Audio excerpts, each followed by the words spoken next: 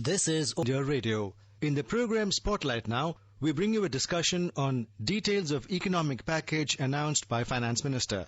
The participants are Ashok Tandon, political analyst, and AIR correspondent Renu Kataria. Finance Minister Ms. Nirmala Sitharaman quoting the Prime Minister Narendra Modi ji that such a big disaster, the coronavirus, is a signal for India. It has brought a message and an opportunity. Can you please elaborate on this quote?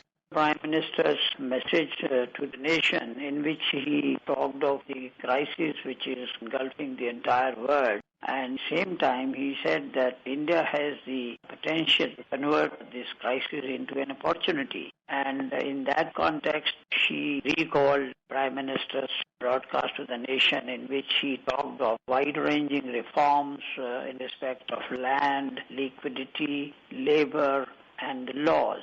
And Finance Minister has been addressing a press conference for the last 5 days, but she said that in the meantime, India has actually converted this crisis into an opportunity, and that is why India has been the forefront of becoming a pharmaceutical hub of the world, and we are now self-reliant as Atmanirbhar Bharat slogan, which has been given by the Prime Minister, and from 0 to 300 units which are now manufacturing PPEs in India. And also India has been supplying hydroxychloroquine to about 150 countries in the world. So that was the basis of her briefing today. But today being the last press conference, she gave a roundup of what all measures she has been announcing over the last 4 days.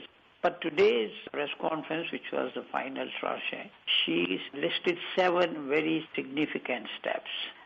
But before that, she also apprised the media about all the government of India has been doing in the health infrastructure. Not only that, after the Prime Minister's broadcast, much before that also, a lot had already been done. But I think the major steps which she announced today, number one was with regard to MNREGA scheme, which provides employment to the landless labor. And she announced 40,000 crore increase in allocation to MNREGA. It's an increase in addition to what has already been allocated in the budget. And she said that it will generate 300 crore man days in all. And quite a lot of the migrant labor who are returning to their villages will also get an opportunity to get employment under MNREGA.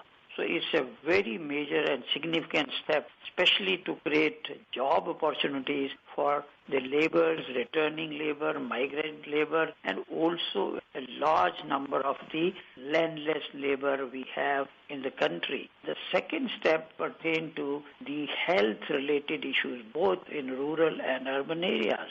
And the health infrastructure reform, which she announced today, it was basically for investments in grassroots health institutions and to ramp up health and wellness centers. The district level, now the country will have, all districts in the country will have infectious diseases hospital. Even at the block level, integrated block level public health laboratories would be set up. And that will go a long way in generating healthcare centers at the very grassroots level. This was very significant move, keeping in view the future requirements of the healthcare. And similarly, she said that encouragement would be given to research in the healthcare sector. And the next, of course, was technology-driven education. That, I think, is very significant for the younger generation, the students. Diksha, the term which has been used by her is Diksha. That will be technology-driven e-education, Vidya. And very ambitious scheme of having one dedicated TV channel for each of the 12 classes. Community radio will also be used for education. So e-content for visually and hearing impaired persons. All these schemes were basically welfare schemes she announced today. So one nation, one digital infrastructure for education, plus very significant scheme of give psychological support to children who are stressed, the teachers, and also the parents. Manodarpan will be the name of the scheme. Then she also devoted quite a lot of time on business-related issues. I think I can elaborate that any businesses which are affected by the coronavirus debts which has been created. Now, those companies, they will not be treated as defaulters for the purposes of insolvency proceeding. This is a big relief to the business community, the companies, because earlier any technical procedural problem would lead to get them in the category of a defaulter for the purposes of insolvency proceeding, and there will be no insolvency procedure for 1 year. And this in a big way going to help the MSMEs, especially in the context of insolvency. Similarly, the Companies Act also will now take care of all the technical procedures. So these things will be decriminalized. The meaning thereby is that if there are minor technical procedural deficiencies or violations involving the companies, there was criminal proceedings immediately against them under the Companies Act. Now those things would be decriminalized. Sir, can we also talk about the state borrowing limit which has been raised to additional 5%? Can you also elaborate on that? Before that, another very significant announcement today was regard to ease of doing business. Also with regard to the public sector enterprises. The public sector enterprises, now there will be a new policy of self-reliance. When the Prime Minister talk of Atmanirbhar Bharat, so India's public sector undertaking will be still given top priority, but private sector will also be allowed to come in the PSUs. And new policy will categorize the public sector enterprises into strategic sectors and non-strategic sectors. So a detailed policy will be outlined very soon, but this will be a major reform as far as the allowing private sector to come into the public sector enterprises domain. Coming to helping the states, we have seen a lot of states asking for greater support in the wake of the pandemic. And although the states have already been given quite a lot of help, but today's measures will go a long way in helping these states in revamping their economy and their revenue status also. So the Finance Minister said that there has been a cap on borrowing. It is 3% of the state's GDP. And accordingly, the states can borrow. But that threshold now has been increased to 5%. And this will go to at least help the states to the tune of 4.28 lakh crores. That means the states will now get extra money and resources to the states to tide over the difficult situation they have been facing. Although certain criteria have been fixed about the borrowing limit to be increased from 3 to 5%, but the fact remains that states will have to also at least adhere to certain guidelines which the center has formulated. For instance, if they want an increased borrowing limit, they will have to at least do certain reforms at the state level, because only the reforms at the central level will not help. So the expectation from states is, number one, that one nation, one ration card. That states will have to ensure. Then in terms of ease of doing business also, power distribution and urban local body revenue also needs to be enhanced. States fulfill these criteria. Their borrowing ceiling will be enhanced step by step. So these are some of the measures which the Finance Minister announced today. But one thing I would definitely like to point out here is that the Finance Minister, apart from giving a roundup, also breakup of the 20 lakh crore package which the Prime Minister announced, in fact sector-wise. Today there was a question asked to her about plight of the migrant labourers, and she clarified that there is no dearth of trains being supplied by the railways, but it is up to the states to ask for the trains to carry the migrant labor. Talking about the migrant laborers, there is this challenge that the industries will face despite the government financing, despite all the reforms that have been put in place, with most of the migrant laborers moving back to their villages. So what is the main challenge that the industries, the MSMEs will face despite all these reforms?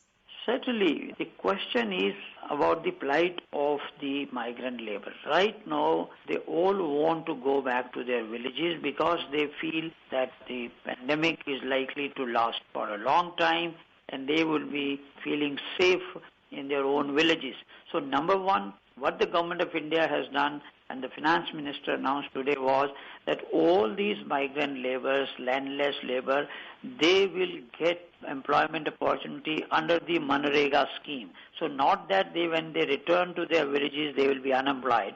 Although all sorts of doles have been given to them, which they will be entitled to it under One Nation, One Ration card, and apart from other cash being given into their accounts, they will get job opportunities under the Manrega scheme. Now coming back to the point you have raised is what happens to the industry or the corporate sector or for that matter MSMEs in the absence of the labor which earlier was available prior to the lockdown. The thing is they will have to incentivize this labor to return. That effort will have to be made by the industry as well as even the MSME.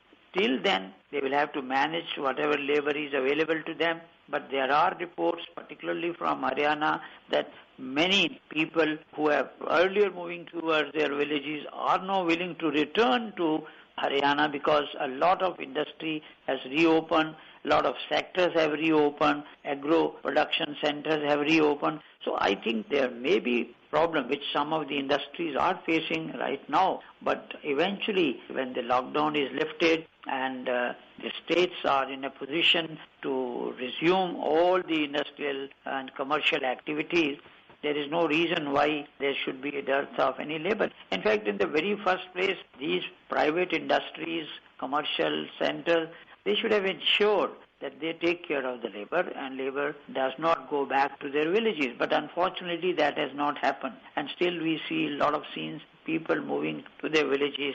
But right now the crisis is how to help these migrant laborers in whichever way. If we want them to stay back, they will have to be given shelter, food and all other health-related facilities. In case they still want to move back to their villages, the arrangement has to be made either by buses or by trains. But one thing I have made very clear, it's the responsibility of the states.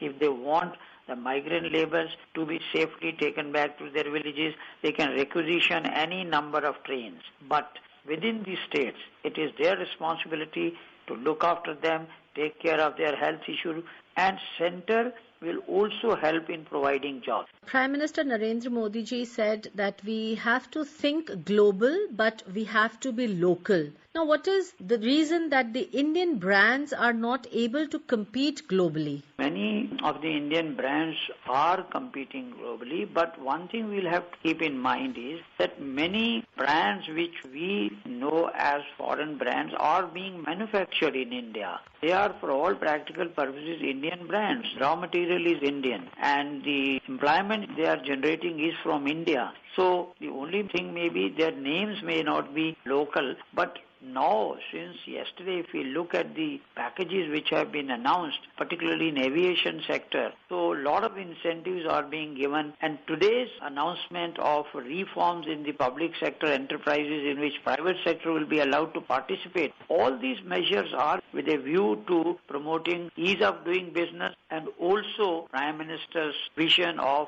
Atmanirbhar Bharat. So our India's private sector is capable of doing business, even defense production. Now, the defense production will automatically increase in India because of the FDI stake which has been now extended. So like that, a lot of reforms are being undertaken. These are all aimed at making India Atmanirbhar Bharat.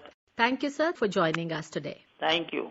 You were listening to a discussion on details of economic package announced by Finance Minister. The participants were Ashok Tandon, political analyst, and AIR correspondent Renu Kataria. This program was produced and presented by the News Services Division of All India Radio. You can listen to it on our mobile app News on AIR. This program is also available on our website newsonair.com. You may email your opinion about this program at airnsdtalks@gmail.com.